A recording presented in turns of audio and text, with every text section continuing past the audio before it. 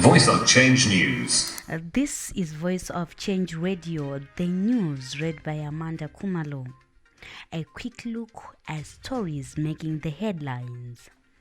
President to open junior parliament. In business news, President slams INSCO pricing system. In regional news, Minister Mnangagwa invites India investors to Zimbabwe media space. In sports news, athletes are ready for Econet Vic Falls Marathon. The news in detail.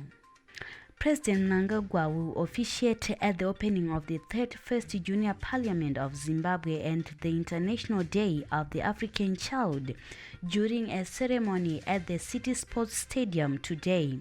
June 16 has been celebrated annually since 1991, when it was first initiated by the Organization of African Union, now the African Union. Newly elected child president for the junior parliament, Nephew Mavu of Goromonza High School, will take over from Unati Nyoni, whose tenure ends on the opening of today's session of the children's parliament. In a statement yesterday, the Zimbabwe Youth Council said all was set for the event. Moving on to business news. President Mnangagwa yesterday singled out a diversified conglomerate INSCO as one of the businesses that has been unjustifiably raising prices of basic commodities such as bread, leading to the suffering of ordinary people. Addressing thousands of people, that included ZANU-PF supporters, during an event to commission Chivi Dam, President Mnangagwa said government will support the food production value chain through establishment of rural industrial centers to deal with unscrupulous businesses that were ripping off consumers such as INSCO. He said people should strive to produce at least 10 tons of wheat per hectare so as to maintain food self-sufficiency. President Mnangagwa said with the country attaining self-sufficiency, days of unscrupulous businesses are numbered.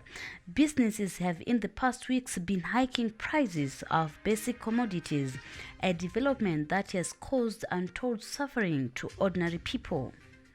In news beyond our borders, Indian companies should consider taking up the various investment opportunities that exist in the Zimbabwean media landscape, including the supply of transmitters, setting up newsprint plans, and the digitization program.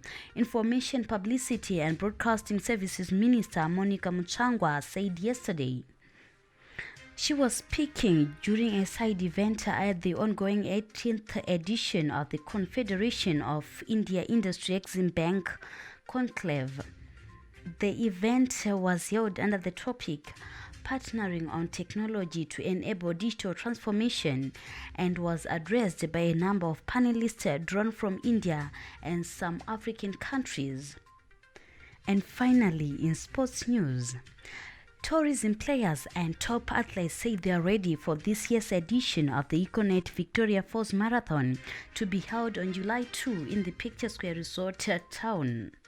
Established in 2006, the event has grown to become one of Africa's top marathons, drawing thousands of local and international runners into the country while firmly establishing Zimbabwe on the global running calendar. Last year, more than 4,500 athletes from several countries from around the world, including from Australia, New Zealand, Britain, the United States, and South Africa, were among those that participated in the marathon. That brings us to the end of this bulletin. Voice of Change News.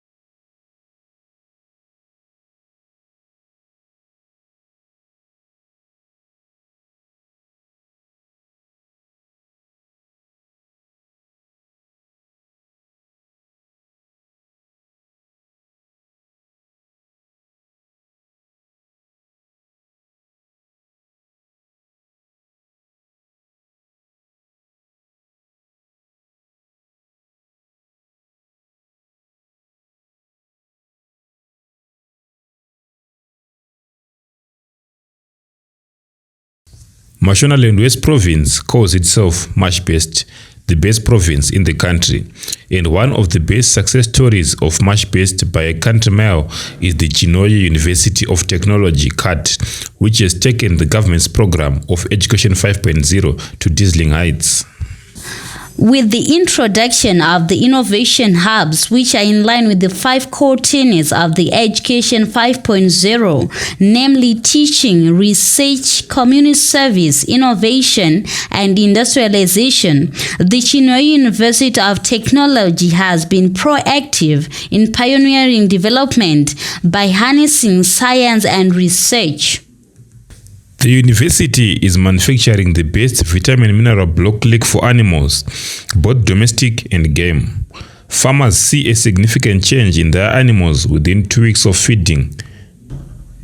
The product has taken the market by storm. Farmers have gone as far as using the blocks for horses and game animals, and the animals are responding well. Welcome to the Chinoyi University of Technology Feed Factory. This is an output of our government support in pursuit of the Education 5.0 mantra that we are pursuing. Currently, we are producing commercialized blocks which are meant to support ruminant animals, the beef animals, the dairy animals, the sheep and goats. The Chinoyi University of Technology's Block Lake Press Factory now produces 4 products, and all of them have been registered properly by the Ministry of Agriculture. The products are available in all the country's 10 provinces, and they are now hoping to start exporting them soon. Surely the Chinoyi University of Technology is a force to reckon with, as it is contributing toward the government's program of Vision 2030. Nyika inova kwa neve nevayo.